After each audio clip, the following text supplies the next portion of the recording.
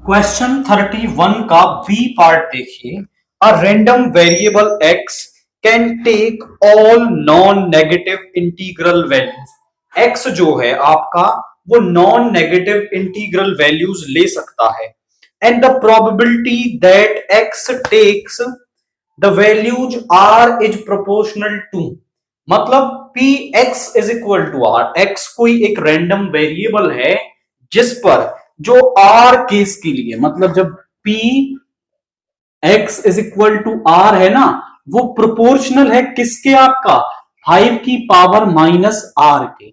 मतलब जो P X is equal to R की प्रोबेबिलिटी है वो इसके प्रोपोर्शनल है। अब यहां पे इसको मैं ऐसा भी लिख सकता हूं, प्रोपोर्शनलिटी कांस्टेंट मैंने लगा दिया के, और इसको नीचे ले आएंगे तो 1/5 की पावर आर। और जो x की वैल्यू है वो क्या कहा है उसने, can take all non negative, मतलब नेगेटिव नहीं होनी चाहिए और सारी वैल्यूज ये ले सकता है। तो मैं यहां पे कहूं कि अगर मैं आपका निकालूं यहां पे p x is equal to 0, तो यहां पे आ जाएगा k 1/5 की पावर 0, यानी ये तो k ही हो गया। P X is equal to 1 निकालें तो वो हो जाएगा k अपॉन 5 की power 1। P X is equal to 2 निकालें तो k अपॉन 5 का स्क्वायर, एंड सो ऑन, आप आगे की वैल्यूज निकाल सकते हैं।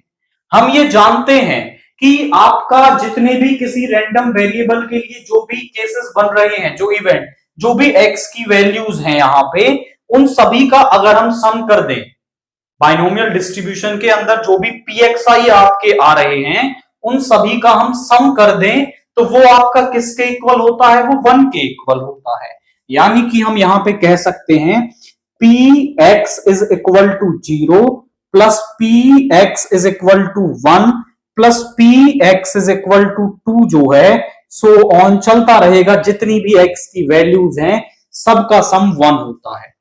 P X is equal to 0 है मेरे पास आपका, दैट इज k, ये है आपका k अपॉन 5, ये है k अपॉन 5 का स्क्वायर, और आगे वाले क्यूब इज इक्वल टू 1। क्या मैं सभी में से k कॉमन ले सकता हूं, तो यहां पे आ गया 1/5 प्लस 1/5 स्क्वायर, तो यहां पे ये सभी का सम 1 आ रहा है।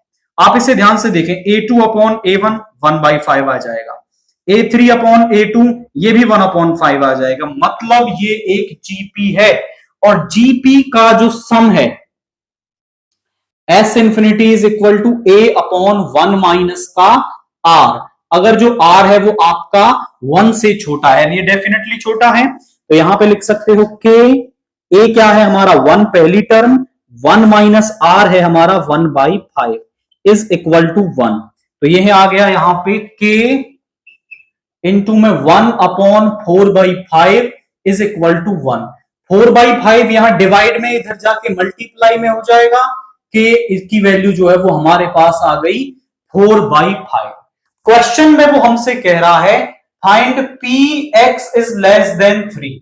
तो जो पी एक्स लेस देन 3 है वो क्या है, मतलब 3 से छोटे जो भी आपके एक्स की वैल्यूज हैं वो क्या है, x is equal to 0, x is equal to 1 and x is equal to 2।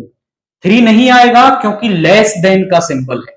अगर यहां इज इक्वल टू का सिंबल होता तो आपका ये x भी इसके अंदर आ जाता।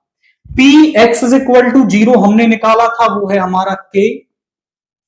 p x is equal to 1 निकाला, वो है k/5, और ये है आपका k अपॉन 5 का स्क्वायर। k हम सभी में से कॉमन ले लें तो ये 1, ये 1/5, ये 1/25। यहां पे इसका एलसीएम ले लो और k की वैल्यू रख दो, तो एलसीएम इसका आ गया 25, और यहां पे आ गया 25 प्लस 5 प्लस 1, यानी कि यहां पे आ गया 4/5 इंटू में 31/25। तो यहां पे आ गया 124/125। So P X is less than 3 का मतलब है 124/125। तो P X is less than 3 की जो वैल्यू है वो 1/124/125 आएगी।